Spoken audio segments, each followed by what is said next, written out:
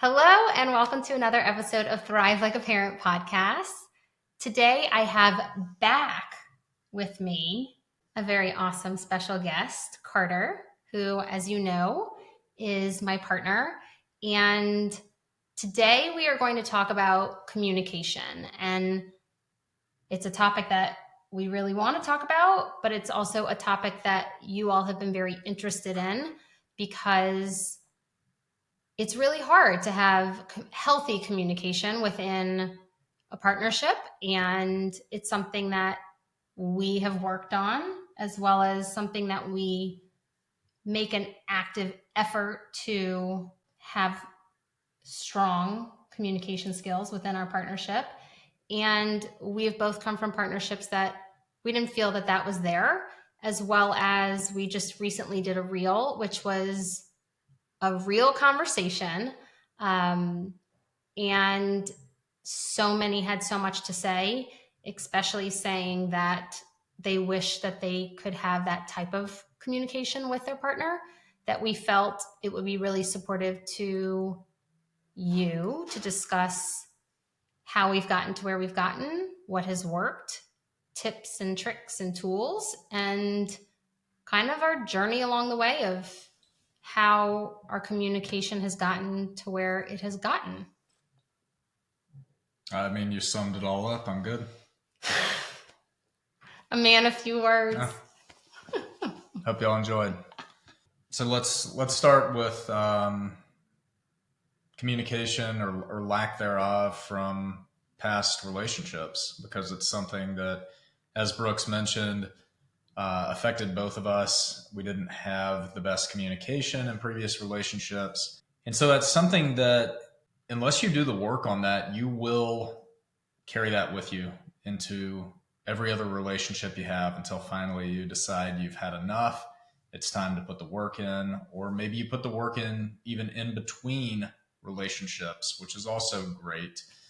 But the work you're going to do there is kind of a little different until you actually get in the relationship to kind of test out maybe what it is you've been wanting to change, or what it is you think you're going to change. So yeah, that's true.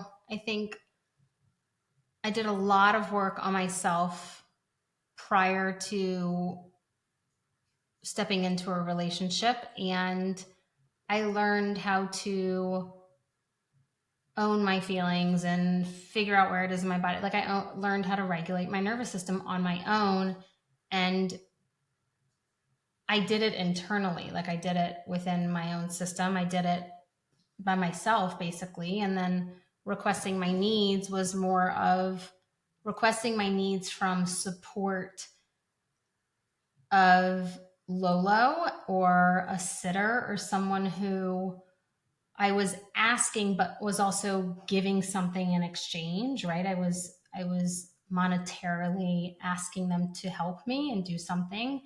And I think it's different when you get into a relationship and you're asking, or I would say it was different for me when I was asking or having to communicate with you.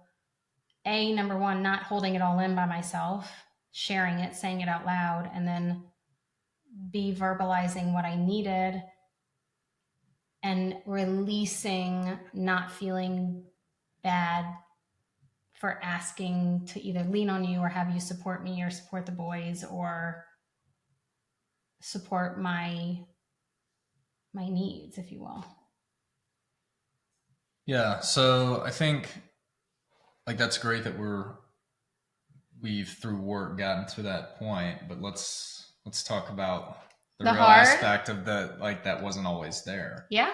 And one of the things you've got to keep in mind too, when you're making these changes, that you want different communication in a relationship from what you've had, it's not overnight. It will take work. And while we can sit here and talk to you about how well we communicate with one another now, it's not always been like that. There have been many bumps along the way to get the communication level where we've wanted it to be. Mm-hmm. There have been many hard conversations that did not go well. Mm-hmm.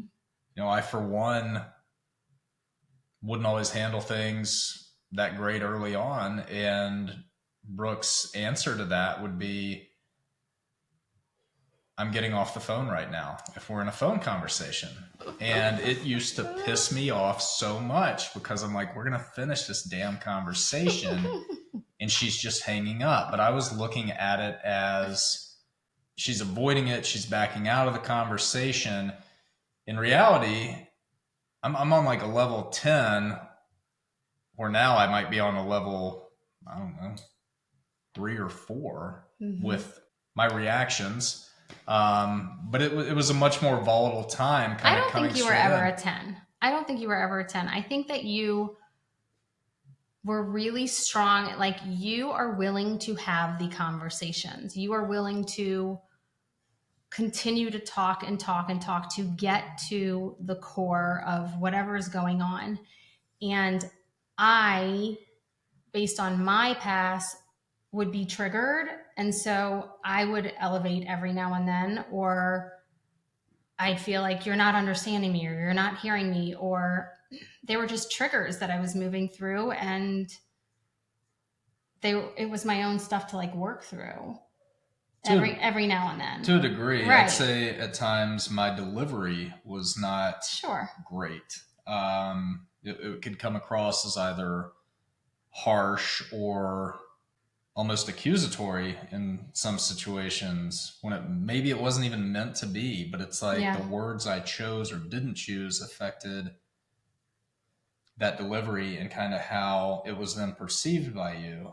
And so throughout the course of this relationship, I've learned more on the communication side of like how to articulate better, or how to kind of pause, if you will, and really think about what's about to come next as far as what I'm wanting to say, what I'm hoping to get across, what I actually mean versus how it could be interpreted or received.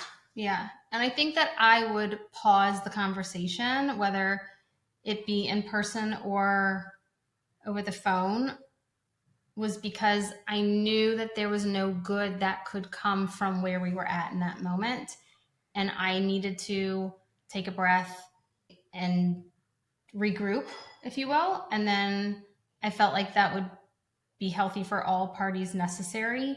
Especially in the beginning, that was uncomfortable for you. There was discomfort in like taking a pause of like, okay, we need to pause here, because you were willing to, and it wasn't always at a 10. It was just, you were always willing to continue the conversation to get to the resolution, or to get to the core of what was going on, or to get to how do we support this, or how do we change this, or how, like, let's keep talking this out.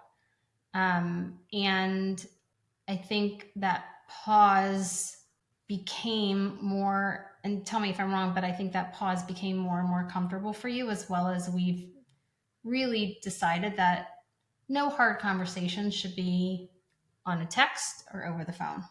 I don't know if the pause itself has become more comfortable versus I've just accepted that sometimes you need more time to process something. And it's like, there's no point in pushing this. Because if pushed, the response is not going to be the same response that she would give if she needs more time. Like, if pushed, then we're adding more emotions into the mix. We're whatever the conversation or topic may be. If you're pushing, it's just and the person doesn't want to be pushed. You know, you've got frustration. You might even have anger. There might be these feelings of the person I'm in this with is not understanding me. Like, the list could go on, and that's kind of what happens when that pushing comes into play. So pausing, I'd say it's kind of a balance with you and I. If there's something like we really have to think about, either one of us, we will take time.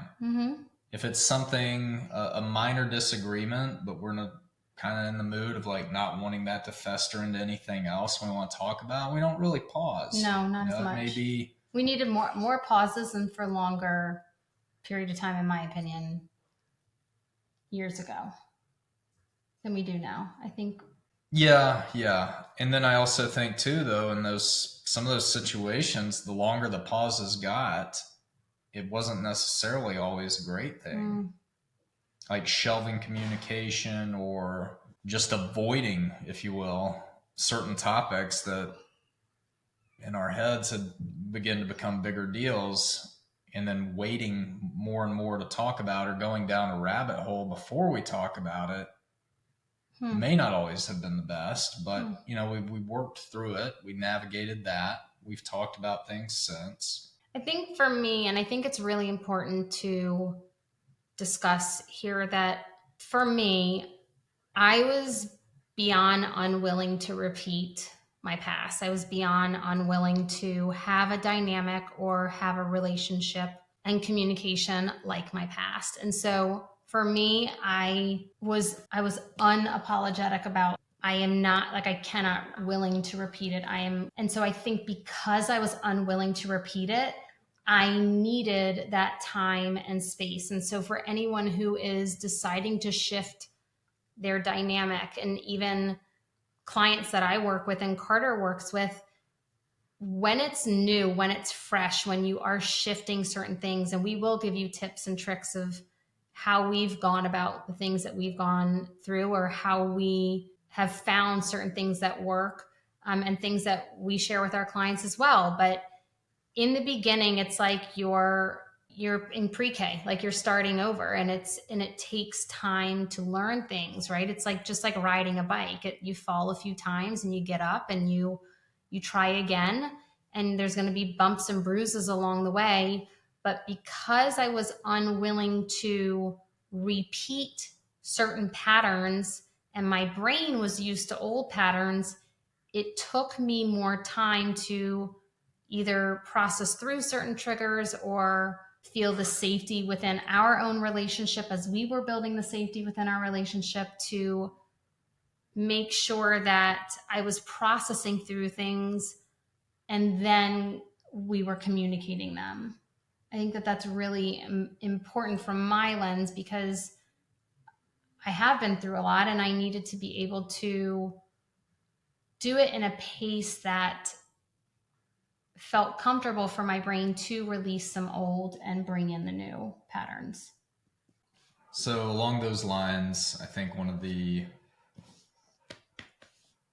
biggest conversations we had, probably, if I had to guess, it may have been 4 or 5, probably like 6 months into things. I think it was around like June or July, sometime in the summer. And I can't remember what it was about. I have no idea what it was about. What led to it, but we were here. The kids were gone. It's like one of the weekends, kid-free weekend, if you will. Which we don't ever. Right, not anymore. But this conversation began to take a very... You were so calm. You were so calm the entire time. You were just asking me to explain myself. Yeah, it took a very different turn. I can't remember what it was about. I can't either. But it took a very different turn, and it was like you just let a bunch of stuff out. And well, I didn't let anything out. I kind of froze up. Then we may not be thinking about the same one. Where I was in the corner with the dogs? Yeah, that was letting a lot out. I did. Okay. Yeah. So you're saying letting a lot out, like emotionally, or like... Yes. Okay. I see what you're saying. I feel like you were literally asking to understand.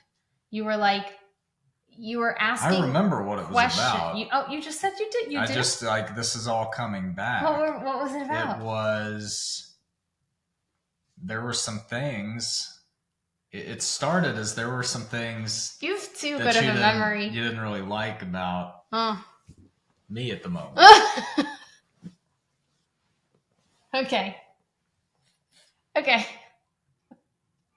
And I think I continued to be like, I'm just trying to understand what you're saying, because I don't feel that that's as accurate. Got it. And then as the conversation kept getting further, more and more things started coming out.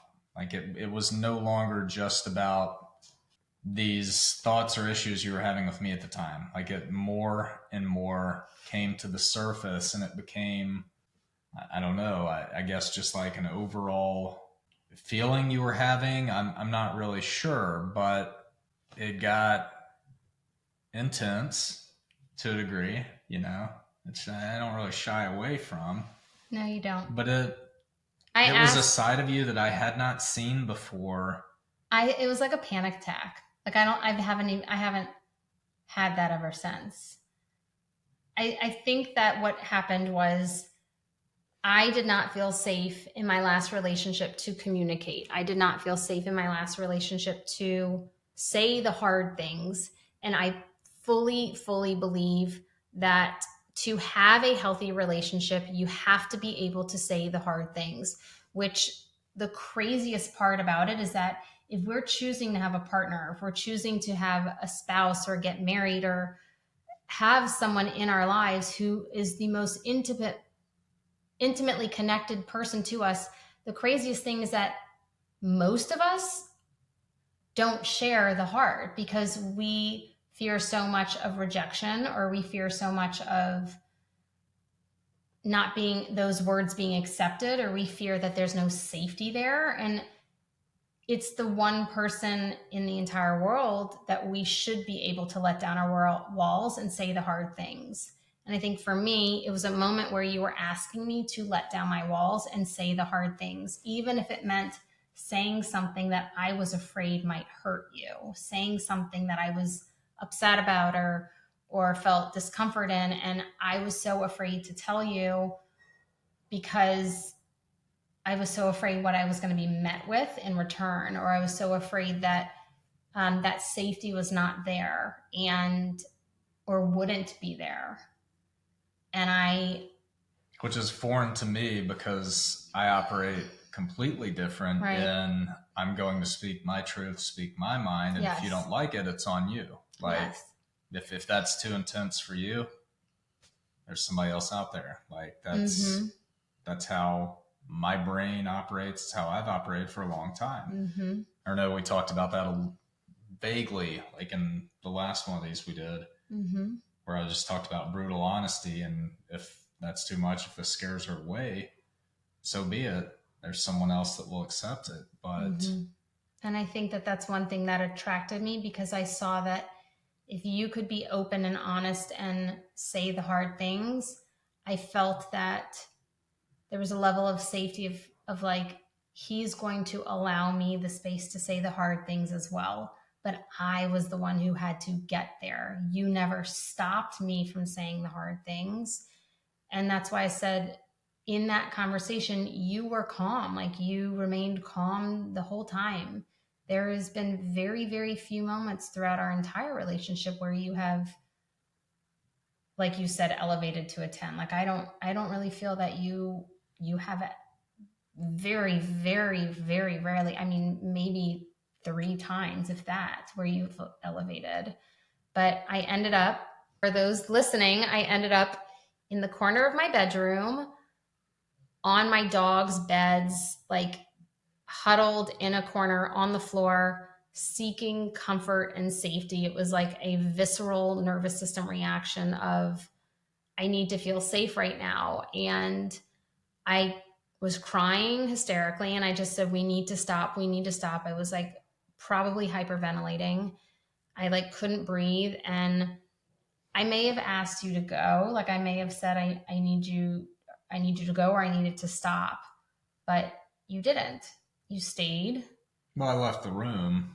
Yes. Yeah, I said, I need a break. I think I gave you some time, and then you came out, whenever you were ready, and we watched a movie or something. But yeah, we watched a J-Lo rom-com, and he cooked me dinner. Yeah. But seeing that, and then after the movie, we sat there and had a really awesome conversation and kind of regrouped. But seeing that you wouldn't run from hard moments was something I needed to see.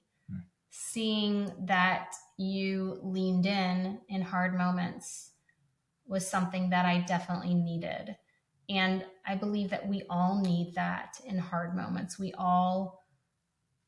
Most of us, and I don't want to generalize, but a lot of us say, like, there's something going on with her, like, or there's something going on with him, like, F that, I'm like, you let me know when you're ready, or, like, um, well, I've got my own shit too, like, peace out. And I think it's what you did in that moment, and what I believe that a lot of us have a hard time doing, is you released the agenda for what you were hoping to learn or continue talking about. And instead, you decided, okay, there's a need here. I see that there's a struggle here.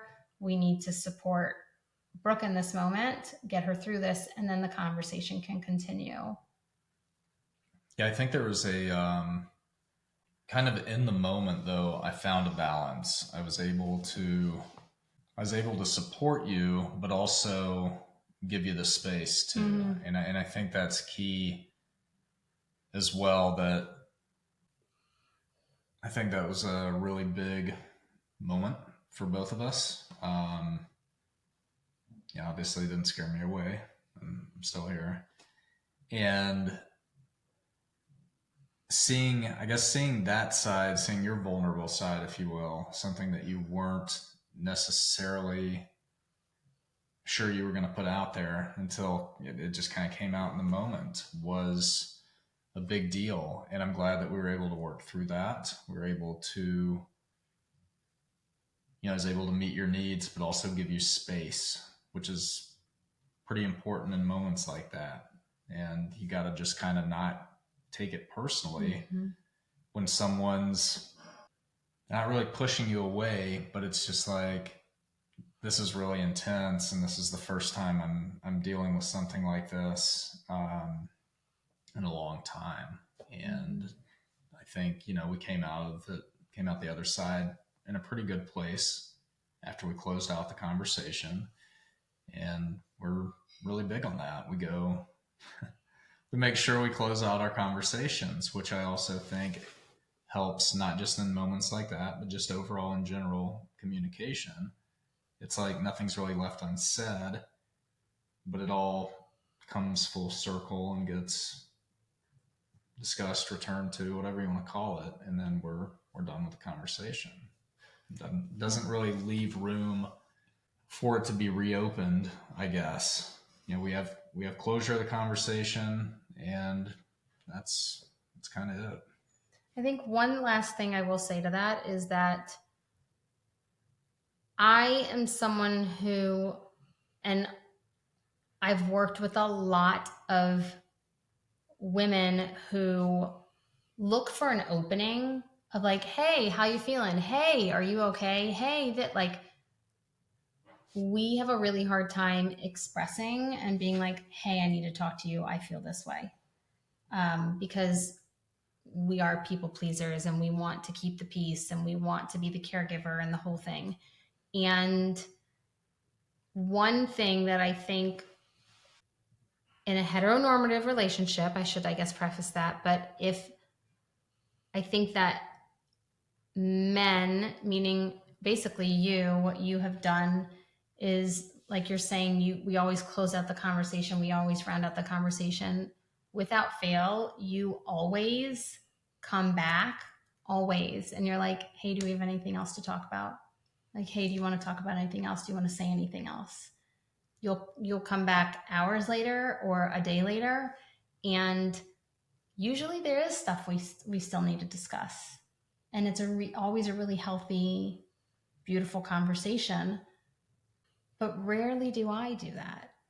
That's something that I very much appreciate about you, that you offer that up for me, because it has always been hard for me to open up. And that conversation allowed me to let my walls down and explain that reaction, and explain where it was coming from, and explain the trigger.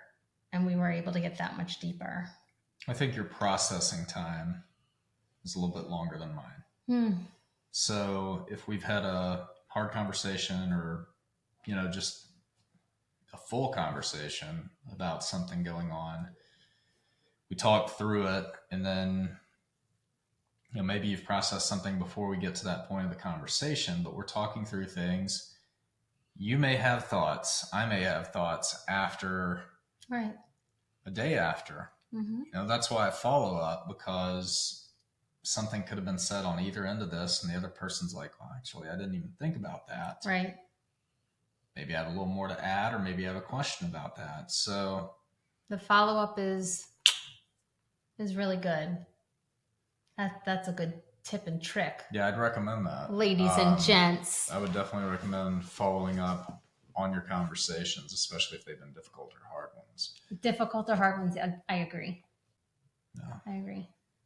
I think another thing, we were guilty of this early on, not so much lately, but it happens. Like, it happens in the best of relationships and the best of communications that you end up going, what some people would say, tit for tat with the other person.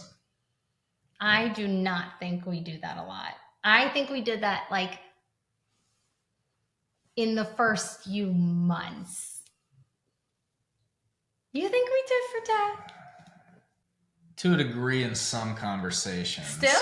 And where I'm going with this is sometimes when we've expressed something we're not pleased about with the other person, it's easy to just go, yeah, but you did, or that's interesting you're saying that because you kind of did the same thing last week, or these are things that you're doing and now you're bringing them to my attention that I'm doing. And to me, that's a form of going tit for tat with someone. Sure. It's not necessarily running through a checklist of like, well, you pissed me off today. Well, hey, you pissed me off last week, and you did this and you did this. Well, you did this, and this, all these other things. Yeah, and just scream match. We've never had that. But at the same time, I think in our relationship, I guess, I would consider that somewhat going tit for tat. But a lot of couples do. They argue that way. They fight verbally that way. That's even like a normal form of communication, is almost airing grievances and comparing who's done the worst, if you will, in conversations. So I think the best tip I have for a response to that, and I know I've used this with you, and you may have even used it with me, is you want to, if you've aired something that you're not pleased or has been offensive to you from the person you're dating, and they come back with, yeah, well, you also did, or something of that nature, you need to continue on your path. But you also don't need to disregard their feelings, because somewhere along the line, you did do something that bothered them or hurt them, or they wouldn't be bringing it up. So it may have been that they didn't speak their piece in the moment, and they're using the door you have opened to speak yours. A good response to that is, I understand you're frustrated with me over something that I did, but right now we're talking about me, and I'm happy to come back to what you're feeling after I finish addressing what I've got to say. And so by doing that, you're, for lack of a better term, validating their feelings, or you're letting them know you hear them. Hey, I'm not leaving you in the dark. I'm going to come back to that. But you're still going to go. We've got to focus on, we got to finish one thing first. It's what you set out to do. Talk about your feelings, talk about how they may have made you feel. Get that out there first, hopefully reach a resolution in the same conversation on that, then circle back to, all right, now that we're squared me away because I'm the one who started this conversation. Now we can talk about you. What's going on in your world? Yeah. What I like to say is there's 3 levels of communication. It's like the chaos tit for tat of like, well, you did this and I did that, but I take out the trash and you did. Like, it's the chaos back and forth. And a lot of that language is you. And then the next phase is more of like that psychological phase of like, of communicating, of like, I'm trying to hear you, but I don't understand because I did. It's a little bit of tit for tat, but it's attempting not for it to be. And then the lowest and the most deep layer is, how do I feel? The I statements. And we've worked really hard, both of us, to make sure that we're not saying you statements of like you. We focus on I, like I feel this, I feel that, because those still people can say, if you feel that way, but I like, if you said, I feel that you're not something, and then I were to say something like, but I did da, da, da, da, da. You're not giving me praise for what I did do. You're only saying things for what I haven't done, right? What we have done a really great job at is taking those feelings, hearing each other, those I statements, and knowing that it's just their feelings. It doesn't mean that we are a failure, either one of us. It doesn't mean that we are broken. It doesn't mean that we have done anything wrong. It just simply means we have built a safety in order to be able to share something we're feeling. You got to do the work. You got to get to the point where you put the time and effort into it to get under control. Yeah. Yeah. I think we've said it all. We've said it all for today. You want to end it, or you want me to end it? I don't recall the ending, but we did this last time. Welcome, excuse me. Stay thirsty, my friends. Stay thirsty? Yeah, Dos Equis guy. Jeez. You close it out. I forgot. So until next time. See ya. See ya. I don't recall what the close is. You do know it. Okay, so I do not. If I did, I'd say it so we can be done. I can go eat a sandwich. So until next time, XOXO, Dr. V.